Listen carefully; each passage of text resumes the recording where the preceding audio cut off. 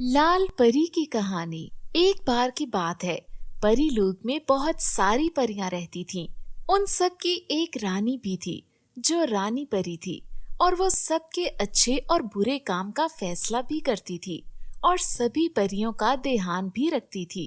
परी लोक में बहुत सारी परियां थीं, जिनमें से लाल परी और खुशबू परी दो बहनें थीं। सीता परी बहुत सुंदर और सुशील थी, वो अपना बहुत ध्यान रखती थी। मगर वही लाल परी बहुत मोटी और बदसूरत थी। इस वजह से परी लोक में कोई भी उससे दोस्ती करना पसंद नहीं करता था।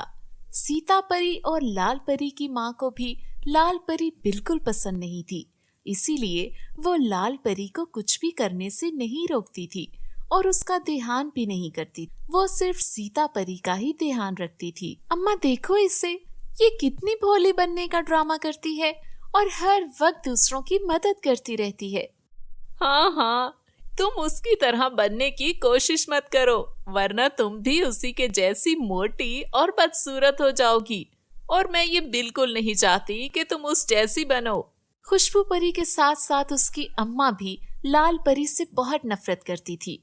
परी लोक में सभी परियां सीता परी से ही बातें किया करती थीं और उसी के साथ खेल खेला करती थी।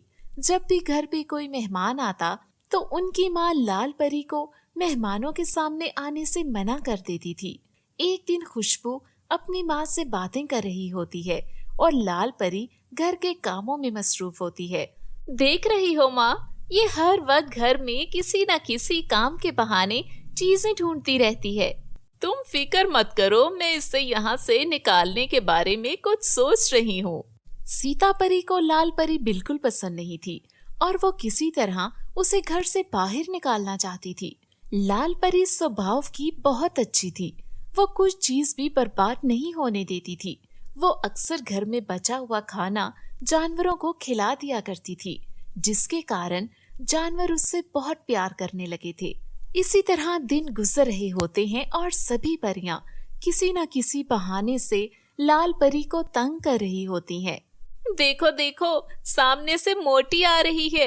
अरे हट जाओ, नहीं तो हमें दबाकर चली जाओगी। अरे हाँ, सच में ढोलक है, ढोलक। इसी तरह सभी परियां उसका मजाक उड़ाने लग जाती थीं, जिसमें उसकी अपनी बहन भी शामिल थी। लाल परी को बहुत बुरा लगता था जब कोई उसका मजाक उड़ाता था, परंतु वो कुछ नहीं कर सकती थी। एक बार रानी परी ने सभी परियों को दावत पर बुलाया। दावत शुरू होने से कुछ समय पहले ही एक रसोइया आया और बोला, रानी परी, अनर्थ हो गया। खाना लगने से पहले ही किसी ने सारा खाना जूठा कर दिया। अब हम खाना कैसे लाएंगे? ये कैसे हो सकता है? हमारी इजाजत के बगैर कोई खाना कैसे जूठा कर सकता है?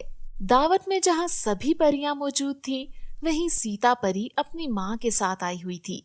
सीता परी को बहुत जोरों की भूख लगी हुई थी, इसीलिए उसने रसोई में जाकर थोड़ा सा खाना खा लिया, जिससे खाना जूठा हो गया। मगर उसने ये बात किसी को भी नहीं बताई थी।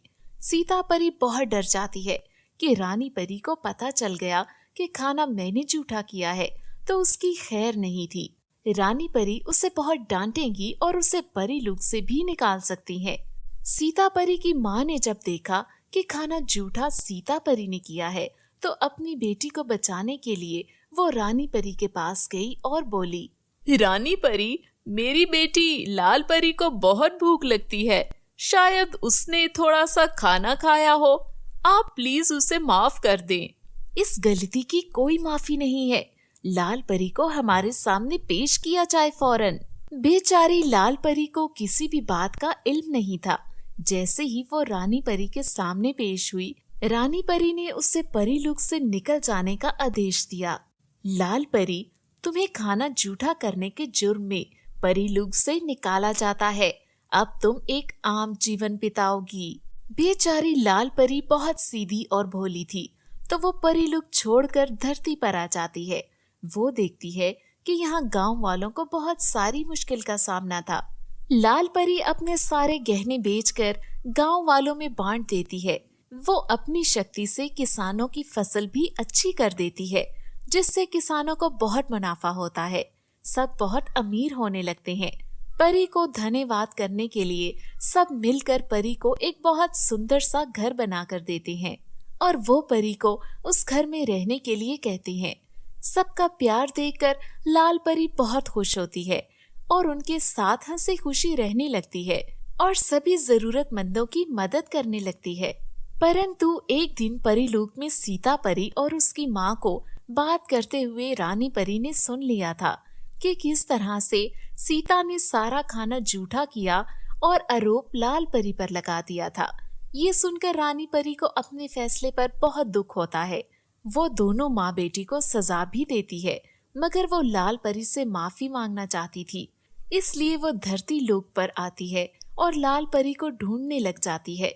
तभी रानी परी एक जगह लोगों को बहुत खुश देखकर उनसे बात करने लगती है। क्या बात है, आप लोग बहुत खुश हैं? क्यों नहीं होंगे? एक लड़की ने हमारी बहुत मदद की है। वो बहुत दयालु और अच्छे स्वभाव की है बेचारी। लोगों से लड़की की अच्छाई सुनकर रानी परी को उस लड़की से मिलने की जल्दी होती है। लोग उसे उसके घर तक पहुंचा देते हैं। तभी रानी परी दरवाजे पे दस्तक देती है। जब दरवाजा खुलता है तो रानी परी लाल परी को देखकर हैरान रह जाती है।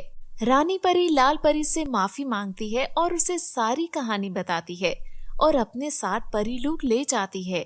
इस तरह पूरे सम्मान के साथ लाल परी को परीलोक में रहने की अनुमति मिल जाती है और दूसरी तरफ सीता परी और उसकी माँ से सारी शक्ति छीन ली जाती है और उन्हें धरती पर आम जीवन बिताने के लिए छोड़ दिया जाता है।